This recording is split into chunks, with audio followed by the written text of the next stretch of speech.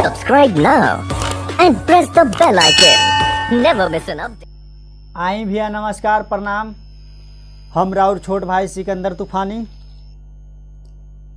जितने भी देखे वाला और सुने वाला हमारे भाई सभी के एजा से हाथ जोड़ के प्रणाम। देखिए आज हम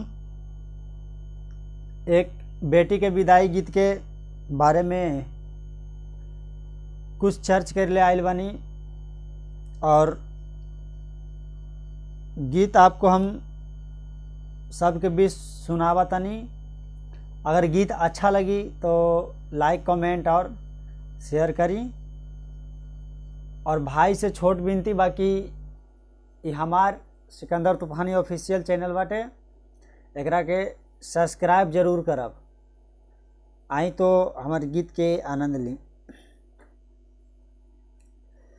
कबन करनमा जी पापा, ये जो कवना करनमा जी पापा ये मतलब ये लड़की के बोलबा। जैसे कोई बेटी अपना मतलब कहा ना कि अपन मतलब पापा से मतलब दुखड़ा सुनावता, तो आई सुनी कैसे सुनावता।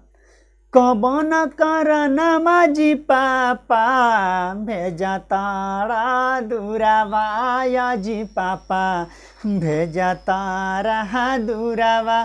कबन करनमा जी पापा भेजा तारा दूरावा जी पापा भेजा तारा दूरावा। आया चारा के कोरावा से लोरावा, हया चारा के कोरावा से लोरावा।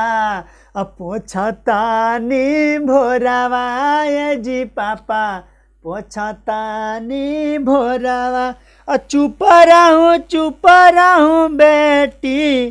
देखिए अब उसका जो बाप है जो मतलब अपना बेटी के भाव प्रकट हुए करते हुए और बेटी के बाप अपना बेटी से मतलब भाव में बोला था का, अरे चुप रहूं बेटी अधारा जानी लोरावा एगो बेटी धारा जानी लोरावा।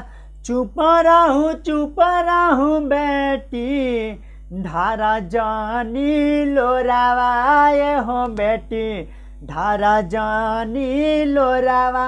एक दिन तो जाही के पड़ी तोहरा के जाही के पड़ी पिया जी के कोरावा ये हो बेटी राजा जी के कोरावा। आई नमस्कार प्रणाम। अगला अंतरा बाटे, अगर अगला अंतरा भी सुनल चाहता तो अगला अंतरा